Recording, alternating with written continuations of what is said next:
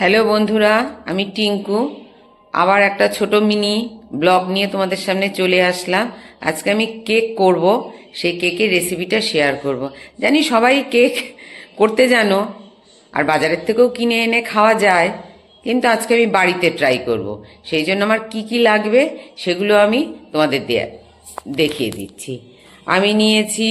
আমি চিনি দিয়ে করব না, আমি গুড় দিয়ে করব।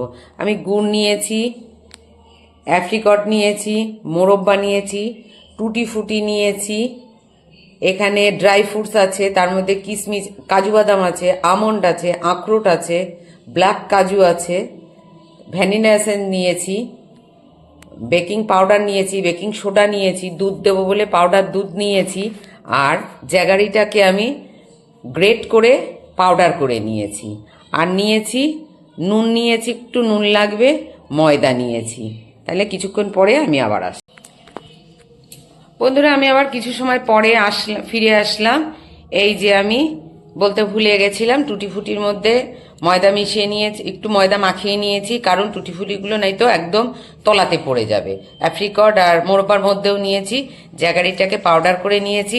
তেল বলতে ভুলে গেছিলাম, আমি হাফ কাপ তেল নিয়েছি, একটু এলাইচি পাউডার দেবো বলে এলাইচি পাউডার নিয়েছি, আর এই যে মল্ট দুটো নিয়েছি, দুটো মল্টে আমি করব। এই যে পাত্রে আমি দুধ দিয়ে দিয়েছি, আমুল দুধ দিয়ে দিয়েছি, আর এই যে নুন আছে, আর এই যে কাপ মেপে ময়দা, এই কাপ মেপেই আমি ময়দাও দেবো, দুধও দিয়েছি এই কাপ মেপে, আবার মিষ্টিটাও আমি এই কাপ মেপেই দেবো।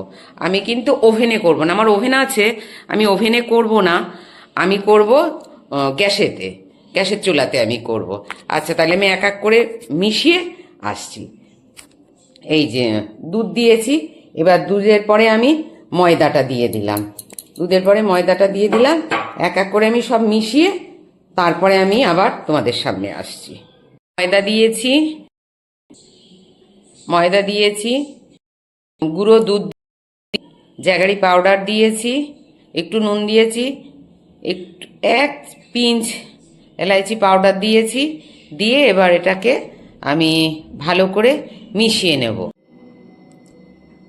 এবার আমি তেল দিয়েছি, তেল দিয়ে এবার খানিকক্ষণ মিশিয়ে নিয়ে তারপরে আবার আমি আসছি।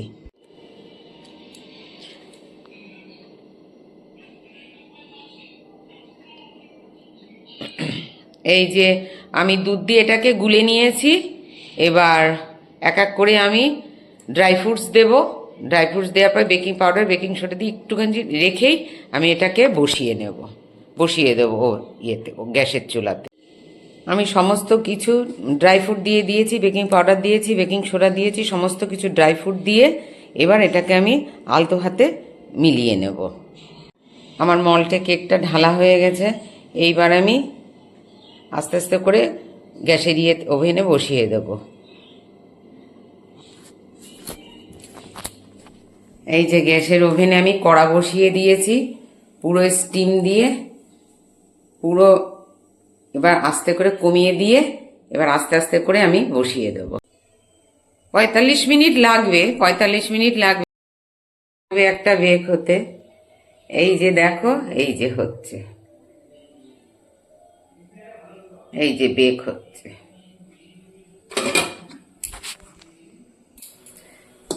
এই যে আমার একটা কেক হয়ে গেল, এবার আরগুলো বসাবো এক এক করে। এইভাবে সব কেকগুলোকে আমি রেডি করে নিচ্ছি। আরো দুটো বসালাম, 45 মিনিট রাখবো, তারপরে বের করব। প্রথম কেক আমার অলমোস্ট ডান, প্রথম কেকটা আমার হয়ে গেছে।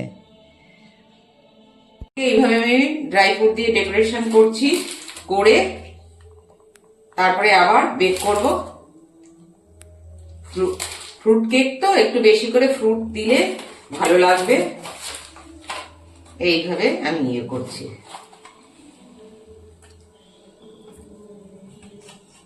ঢেকে দিলাম, ঢেকে দিয়ে এটা হতে।